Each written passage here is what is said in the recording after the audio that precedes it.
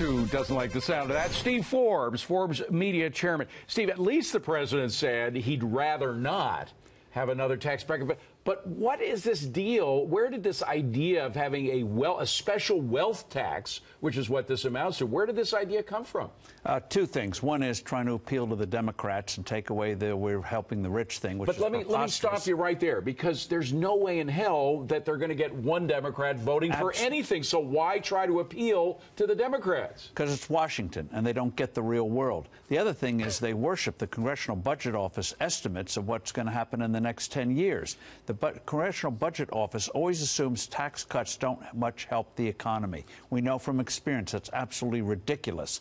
So this is a straitjacket that the Republicans have put on themselves. They can go for a massive middle-class tax cut, across-the-board rate cut, without doing any crazy thing to hurt the economy and investors. And another thing we've found year after year, administration after administration, if we want growth, we need tax incentives at every level. At the bottom level, certainly, because you never know who at the bottom is going to come up with an idea or a company that's going to grow. At the top level, because they're going to reinvest their money in new businesses and new jobs. Yeah, and that's why the Republicans also made a mistake saying they wanted a 12% tax bracket.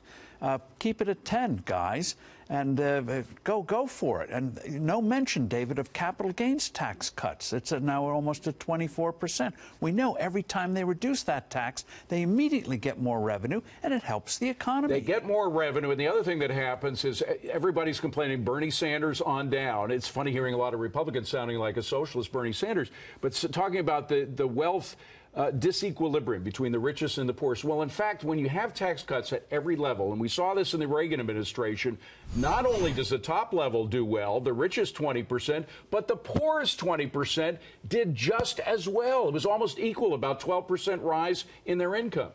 Well, that's what happens when you have an economy with low tax rates, incentives for investors. That's how you get a higher standard of living. But these people just don't seem to get it. And so what they should always ask themselves is not what the Congressional Budget Office wants, which nobody cares about. What they should ask is, how do we get maximum growth for the economy now and in the future? And that means big rate cuts. That means cutting the capital gains tax. No more trying to pander to class warfare Democrats. Well, go for it. If you care about class warfare, or if at the very least, I think it's legitimate to care about the divide between the richest and the poorest. It shouldn't be growing. It should be narrowing it somewhat.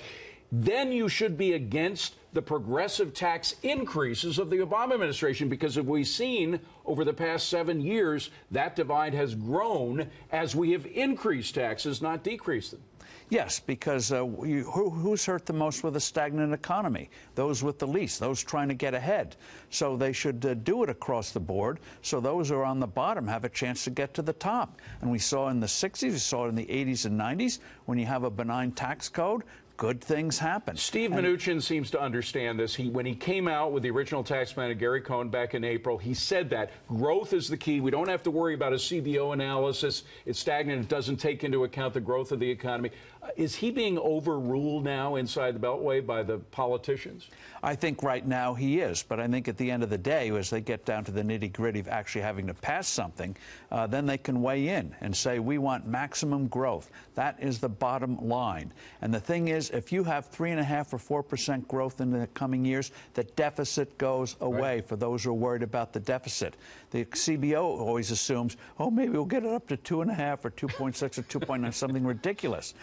Get over it, guys. Look at history. Look at real experience. The bigger the tax cut, the better the economy. More jobs, higher pay jobs. Bottom line from Steve Forbes. Steve, thank you very much. And don't forget, you can catch Steve and me every weekend. Forbes on Fox, Saturdays at 11 a.m. Eastern on Fox News, Sundays at 7 a.m. Eastern, right here on FBN.